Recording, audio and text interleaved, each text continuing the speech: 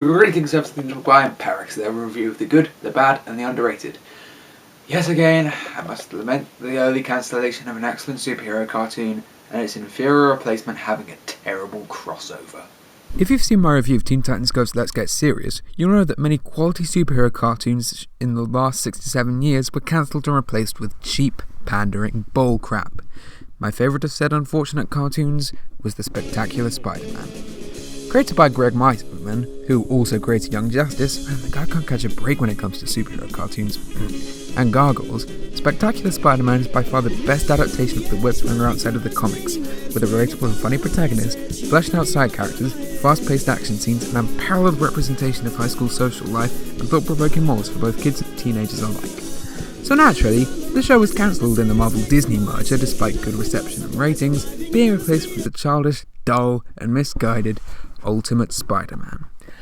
Based on the excellent Ultimate Spider-Man comic series by Brian Michael Bendis, and by that I mean more perverted and misshapen than Frank Miller's brain, this show features banal plots, a terrible understanding of the character and source material, as well as shameless advertising for the Marvel Cinematic Universe.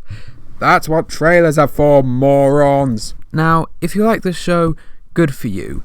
I can see why, as they were trying to fit characters and storylines, and I will say it's the least bad of the new Marvel cartoons. I'll get to the others later. But if I need any more evidence for the show's pandering and creative bankruptcy, it's the crossover with the Disney Channel sit, I refuse to call it a comedy, Jessie. Now, again, I'll admit the show isn't quite as bad as, say, Hannah Montana or Dog with a Blog, but it's just so boring. Its characters, stories, and jokes are just so boring and safe. But the execs went, both the characters live in New York, let's make a crossover. With that logic, why don't you do a crossover between Avengers Assemble and Daredevil, since, both Daredevil and Iron Man were red? I'm padding, I know. So, without further delay, as much as I'd really like it, let's review Ultimate Spider-Man and Jessie's Halloween Night at the Museum. The episode starts with Spider-Man killing Shocker under a billboard. I mean, since the underside is usually metal or concrete and he's just wearing spandex, but yet he's dead, and narrating to the audience. But tonight is Halloween, and all the people in costumes can have their fun. I'm staying away. No monsters, no villains, and no reason to change. Just shut up, shut it up. Yeah, I know this is based on a comic book, but the inner monologue is needed to facilitate exposition and analyse character there. Here, in a more visual medium, it's just filler. Plus, Spidey often awkwardly breaks the fourth wall in this show. He never broke the fourth wall. That's more a Deadpool thing. In fact, one of the better episodes of the show involved Deadpool. So he goes into a museum where, for no apparent reason, these twerps show up.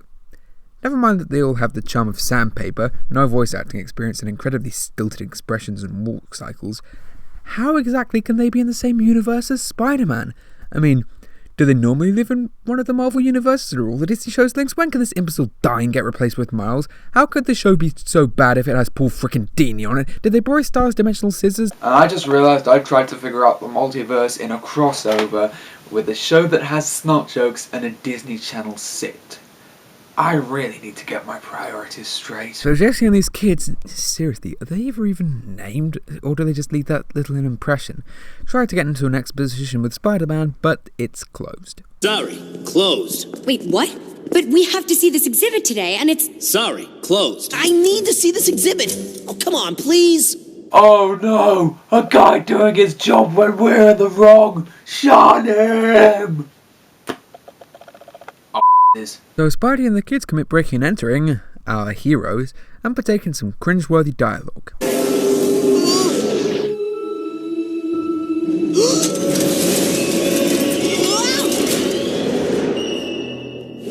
Luke! No touching! Nice going, Jessie. Wait, why exactly is an ancient magical artifact on display? In a world frequently plagued by Asgardian tricksters and mythical monsters, you can never be too careful. But unfortunately, Spider... This irresponsible, immature, imbecile has no right to share his name with one of the greatest superheroes of all time. I shall think of a new name for him in the same way Linkara did for Crazy Steve. Now what should be the... Aha! That's it! Cracked out Carl! It explains everything. He's always being freakishly happy, especially in high school, hallucinating that he's on a TV show, and the weird chibi fantasies while in situations he should take seriously. He's on drugs! So Carl saves the bland bunch. Shame! As, again, the continuity of this crossover is unclear, as Jessie appears perplexed by magic when there have been several large-scale invasions by magical forces that, even if they never witnessed, shouldn't they have made the news? Guess they never get out of their apartment. That would explain why all of them are so white. The costumes also become real because... reasons. I'm sure they're stupid reasons, but they're still reasons. As they try to escape and LeFay brings the exhibits to life. This doesn't really make any sense though. I mean, LeFay just releases some purple energy. She doesn't specifically say for the exhibits to come to life so she can kill the kids or take over the world. Of course! Ugh. Is that just automatic whenever I mention taking over the world? Of course! Okay. Over, under, and now you're through. I guess you could say that Carl is getting a little... tied up. They come across some space stuff and naturally decide to screw around. You are not going to fly in here. Just watch me. Yeah, I'm sure we can take this time out to have fun. It's not like we're being chased by an evil witch and a few monsters. Oh, wait!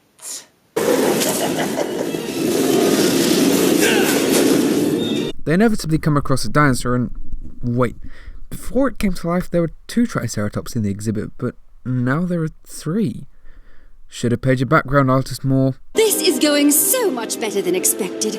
I got the timing right, and my magic is, well, I don't like to brag, but it's nearly all-powerful. Oh yeah? Then riddle me this. If you're so powerful, why haven't you already broken out of the museum and taken over the world? Thought so.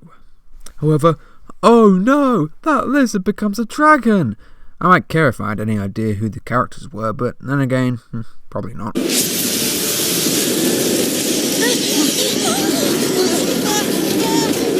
go, go, go, go! Run, run, run, run, run! I do not believe you will hurt me.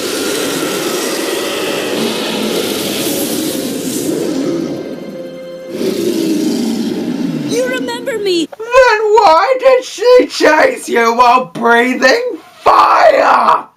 I mean, my dog doesn't try and burp my balls off every time I come in from school. I'd teleport him into limbo in an instant if he did, but still, these guys have weapons and 1 superpowers, yet all they did was run away for a while. So yeah, they eventually all gang up and, you not, Jessie, a lightweight, uncoordinated, idiotic teenage girl, manages to survive a sword fight against a powerful witch. How? How? Morgan should have blasted her into nothingness or sent her to the moon. I don't care if she's the reincarnation of Joan of Arc. There's no way she can survive this fight. But no, they managed to put the sword back in the exhibit and she is trapped again. Yes, now I remember. I hate kids! Yeah, what else is new? Guess the writers thought the crotch dumplings would be too stupid to understand she's a villain from her will to rule the world and constantly trying to kill the protagonist. That line was really needed. Why not add that to other unnecessary situations that really need it?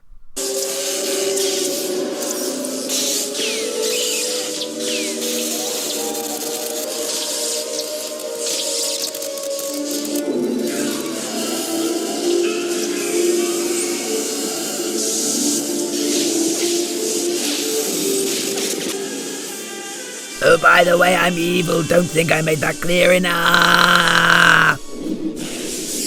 However, Carl has one more irresponsible action to do. Boys and girls, welcome to the one and only SHIELD Tri-Carrier. Whoa. Yes, bring those civilians onto a top-secret military base. It's not like it would be a target for supervillains or anything. Spider-Man, I'm Nick Fury, bitch. I have eyes everywhere around the goddamn country. And you didn't think I'd find out about you bringing civilians on a top-secret government base where I live? Well, I just thought, common sense, mother. Do you have it? Coulson, push the little... Yes, sir. Oh, and Parker, you're fired. And since you know several government secrets, Wait, I can be useful. I'll work at the canteen or... Oh, I'm sorry. Did I break your concentration? So, that was Halloween Night at the Museum. Yawn. This episode typifies both this show and the Disney Channel sits. Boring, unfunny, and painfully creatively bankrupt. All the characters are bland. Hell, I can only remember Carl and Jessie's, and that's because their names are on the title. The villain is one note and annoying. The fight scene's slow and unengaging, and the story I've seen a million times. I mean, there's nothing harmful in the show to kids, but you can honestly find something better for them. This is only of use if you want to keep your kids' attention for 20 minutes, but afterwards, I can assure you neither them nor you will remember or go back to this episode anytime soon. Still, could be worse. I mean, look at Avengers Assemble. I can at least stretch myself to call Carl a hero, but those Avengers... I'm Parex11. Thank you for watching. Spectacular,